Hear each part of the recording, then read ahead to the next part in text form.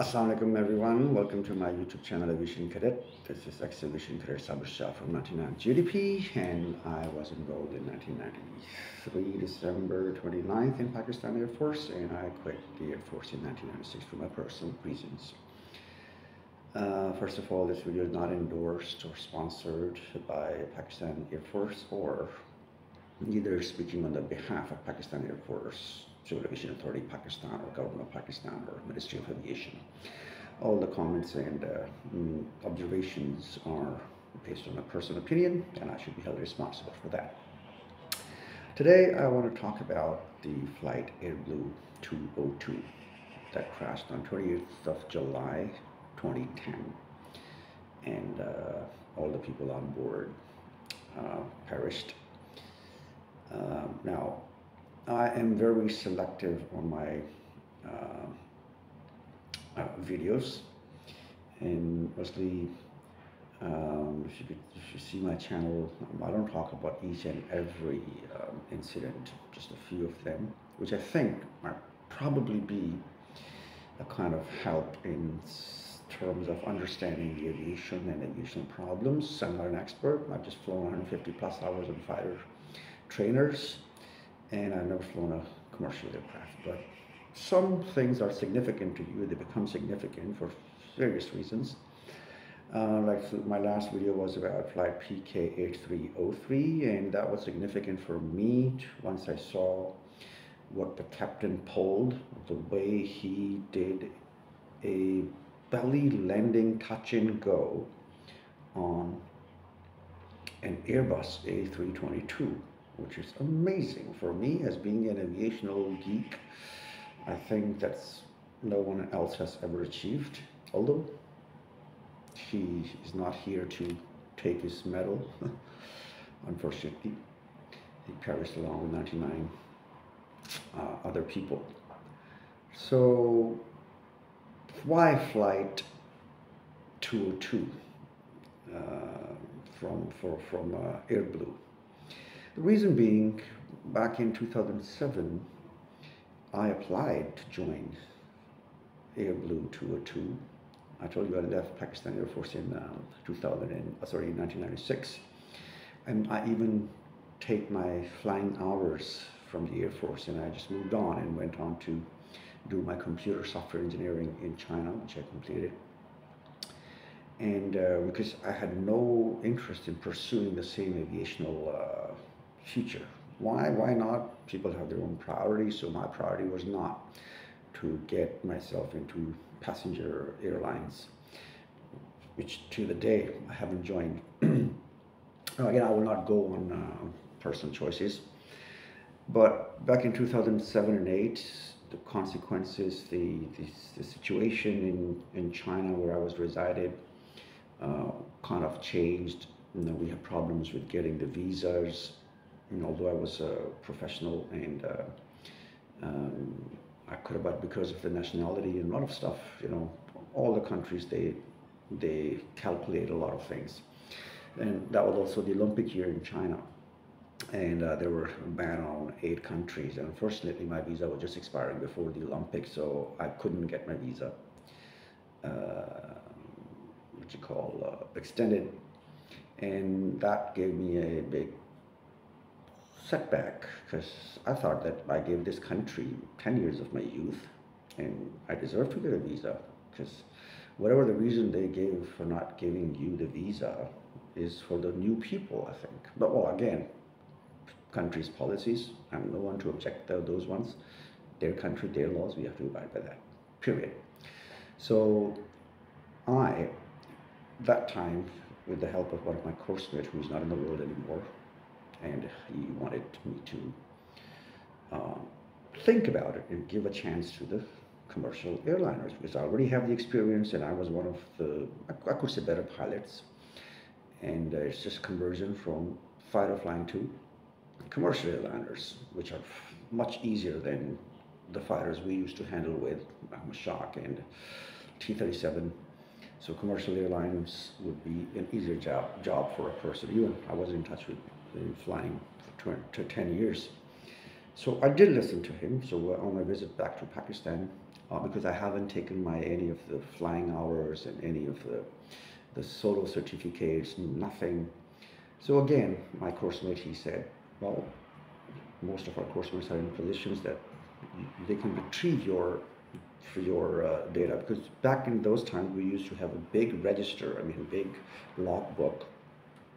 It was at least this wide and same length and thick. And whenever we used to land back, we used to write down our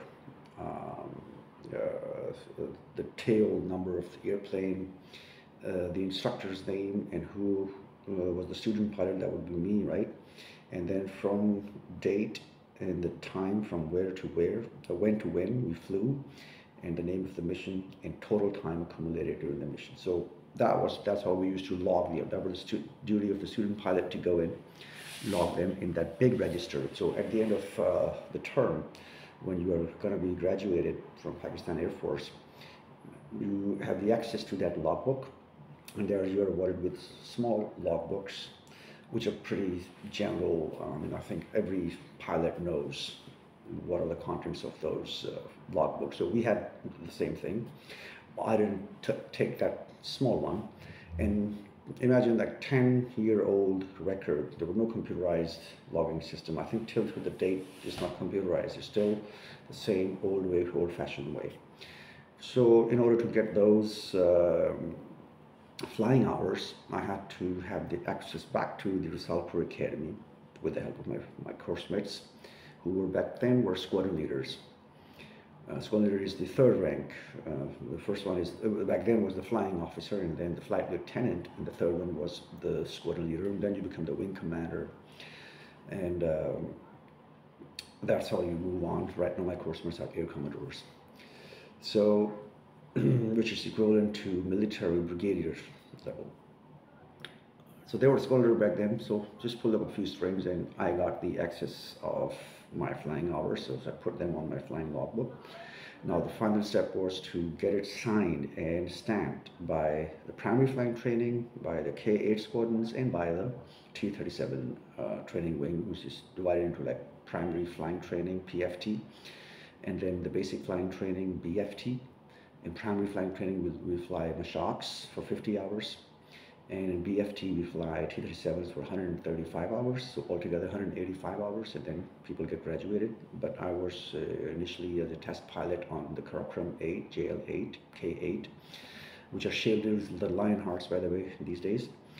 So I had additional around 20 hours in K8s, because we just did the pre-solo, the circuit flying mostly, and I also flew BFM. It was just area fans and stuff like that, without G-suits, by the way, which have been covered in my previous videos as well. So that was pretty much. So I went to Risalpur and lived with a few of my course mates. They were in BOQs, the Bachelor Officers' Quarters, and I was filling my logbook up. I never did that, but back in times in '96 when I left, I just left. I just took my backpack and took the release and went home. So I wrote all the hours, and once I was doing that, at that time, now there's a catch. Why flight the AirBlue 202? The squadron commander of basic flying training, he was the first officer of this PK, not PK, it's the AirBlue 202. He was Sir Muntajib, Sayyid Muntajibuddin Ahmad. So he was, at that time, when I went to get my hours to apply for AirBlue, because there was only two vacancies available, and I took a chance, and that was a time when I think Sir Muntajib also knew about it, and because he was there because people were asking, why are you, after 10 years after leaving Air Force, why are you looking for your flying hour? Because it's just going to give me a few advantages once I convert that to commercial pilot license, that I still have some navigational hours, instrument flying hours, and the general flying and the circuit flying. So those would have been deducted, and I would have to fly a little less hours to get my CPL, commercial pilot license. So that was the only advantage. So why not? Just, if if I can get it, so I can get it. If I can't, I would have flown all the 220 hours, I think, for CPL.